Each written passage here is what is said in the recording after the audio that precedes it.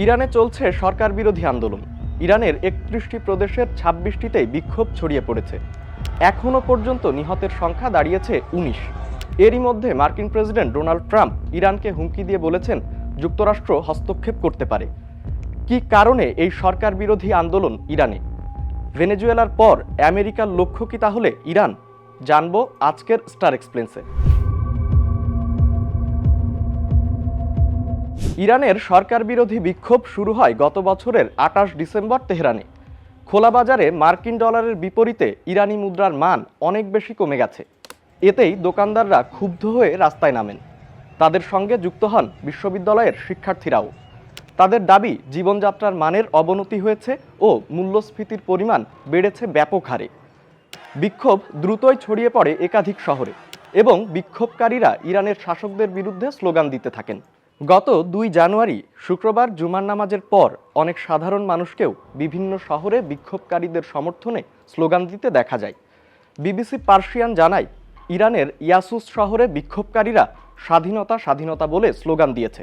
আর তেহরানের উত্তরে সারি শহরের মিছিলে খামেনির বিরুদ্ধে নির্বাসিত যুবরাজ রেজা পাহলবির পক্ষে স্লোগান দিতে দেখা যায়। কেউ কেউ ইরানে রাজতন্ত্র ফিরিয়ে আনার দাবিও তুলেছেন। এরই মধ্যে মার্কিন প্রেসিডেন্ট ডোনাল্ড ট্রাম্প ইরান সরকারকে হুমকি দিয়েছেন। সামাজিক যোগাযোগ মাধ্যম ট্রুথ সোশ্যালে তিনি লিখেছেন, যদি ইরান তাদের রীতি অনুসারে শান্তিপূর্ণ বিক্ষোভকারীদের গুলি করে এবং সহিংসভাবে হত্যা করে, তাহলে মার্কিন যুক্তরাষ্ট্র তাদের উদ্ধারে এগিয়ে আসবে। তিনি আরও জানান, তারা প্রয়োজনে হস্তক্ষেপ করতেও প্রস্তুত। ট্রাম্পের এমন হুমকির পর কড়া প্রতিক্রিয়া এসেছে ইরানের দিক থেকেও। ইসলামিক প্রজাতন্ত্রের সর্বোচ্চ নেতার উপদেষ্টা আলী শামখানি বলেছেন, ইরানের মানুষ আমেরিকানদের হস্তক্ষেপের অভিজ্ঞতা ভালোভাবেই জানে। শামখানি অনেকটা উপহাসের সুরেই বলেছেন, ইরাক, আফগানিস্তান ও গাজার মানুষদের আমেরিকা কিভাবে বাঁচিয়েছে সেটা সবাই জানে। তিনি সামাজিক মাধ্যম এক্সে জানান, যে হাত হস্তক্ষেপের অজুহাতে ইরানের দিকে বাড়ানো হবে তা পৌঁছানোর আগেই কেটে ফেলা হবে।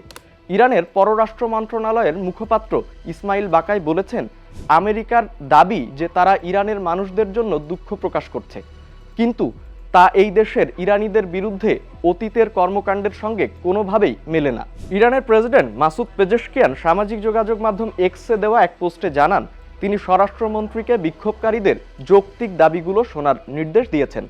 তবে তিনি সতর্ক করে এও বলেছেন, বিক্ষোভকে কাজে লাগাতে চাওয়া বিদেশি শক্তির বিরুদ্ধে কঠোর ব্যবস্থা নেওয়া হবে।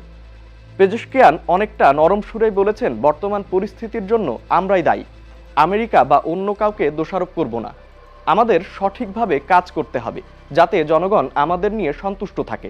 সমস্যার সমাধান আমাদেরই করতে হবে। তবে ইরানের পররাষ্ট্র মন্ত্রণালয় ইসরায়েলের বিরুদ্ধে অভিযোগ তুলেছে। তার মতে, ইসরায়েল জাতীয় ঐক্য বিনষ্ট করছে।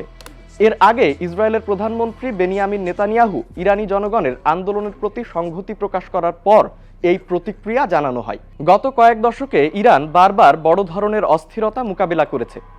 সেসব ক্ষেত্রে সাধারণত কঠোর নিরাপত্তা ব্যবস্থা ও গণগ্রেপ্তারের মাধ্যমে বিক্ষোভ দমন করেছে ইরানি সরকার। তবে বার্তা সংস্থা রয়টার্সের দাবি, এবারের অর্থনৈতিক সংকট ইরান সরকারকে আরও দুর্বল করে দিতে পারে। আর সে কারণেই ইরান এবার কিছুটা রক্ষণাত্মক ভঙ্গিতে রয়েছে।